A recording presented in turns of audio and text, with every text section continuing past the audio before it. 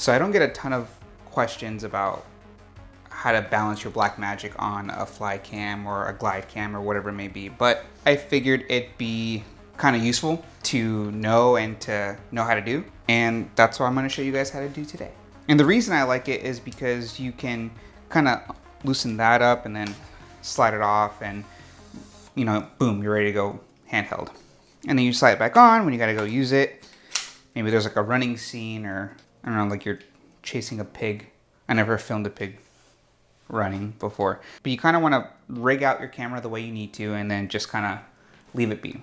You don't want to be changing a bunch of things because then it's gonna, you know, throw off the balance. For me, the first thing that we can do is take off the side handle because I'm not going to use it, and I typically won't use it if I'm bringing the Steadicam along. So we'll just unloosen that. We have the side handle off. Now, what battery we're going to use for the day? I try to use the smallest battery I have. It's just a normal V-mount battery by, I don't know who it's by, I can't pronounce that name. But what I'll do is I'll just slide this on.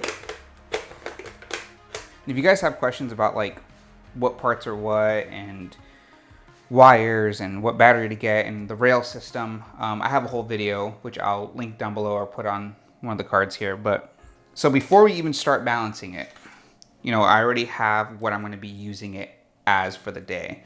So I have my lens, I'm not going to change it, and I like this lens. It's a Canon 17-40, and I like it because you can, you know, throw the focal length and it's not going to extend or retract, which could throw off the balance. I have the monitor and the same type of battery I'm going to be using. I got to put on my SSD, right? Because it's still, even though it's light, it's going to add weight to the side. So you may not be using an SSD, you could be using a CFast, and then you don't really have to worry about that. So let's get the SSD. If you had an ND filter that you would kind of throw it on the front, you would also want to put that on and balance it with that on, because again, that can throw off the balance.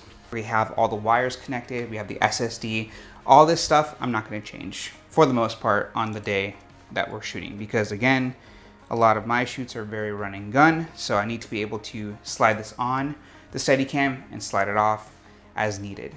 Now there's GLIDECAM, there's FLYCAM, there's probably some other brand that I don't know, but in this situation, we're using the FLYCAM Red King. I think you can pick this up for about, I think 250 bucks, something like that. The first thing we're gonna do before we start fiddling with these knobs and kind of doing like micro adjustments is we're gonna do the drop test. We're not gonna drop the camera, but what we are gonna do is kind of guesstimate the amount of weight that you need at the end of this. For this Blackmagic, with this battery, with this lens, the monitor, this whole setup with the cage and everything, I have come to find out that I need 3 of these weights up front and 3 of these weights in back. There's this lever here as well where you can adjust the height. With the drop test, what we're looking for is for the bottom half of the FLYCAM to come down at 2 to 3 Mississippi. So it should fall down like 1 Mississippi, 2 Mississippi, 3, something like that. So right now it's kind of leaning towards the camera side. Instead of putting more weight at this end of it on the bottom half, what we can do is extend it and then try the drop test again. 1 Mississippi, 2 Mississippi. Comes down a little bit fast. Maybe we can kind of adjust this a little bit more. I won't lie, this is pretty heavy. All right, let's do the drop test again. 1 Mississippi, 2 Mississippi. Still a little fast for my taste, but it's not terrible. I think that's the extent of which it goes down. Now let's try it. 1 Mississippi, 2, a little bit shorter. 1 Mississippi, 2 Mississippi. And to me, that's okay.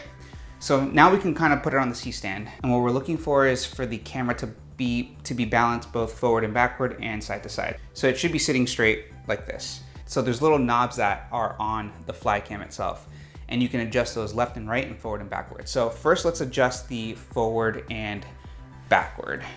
Maybe I should switch this up. Okay. So we're gonna bring this back, and it's super easy to make these adjustments. If something did come out of place,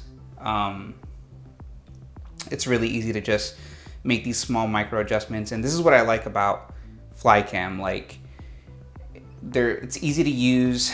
It does take some strength and some like practice to kind of get used to, but once you got it, you don't really have to worry about like gimbals and things kind of like running out of battery and kind of ruins your shoot. But I do see how, Ronins and all the motorized gimbals, they do have their place. So as we're turning this, we can already see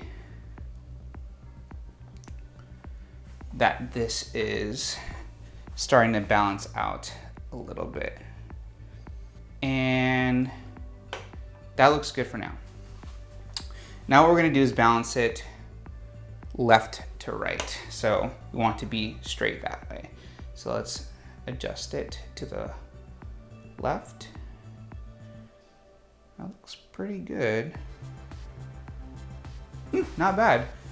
Let's try the forward and backward again. Let's see. And again, if this battery ran out and I had one of my bigger batteries, I would put this on. It would obviously lean more to the back, so you would have to make adjustments on the base plate and everything regarding that. But typically you just put the base plate on the bottom of the cage, slide it in, and then you're good to go. That is pretty darn balanced. I love this. It's pretty good. Let's check left and right again. I think we got it, guys.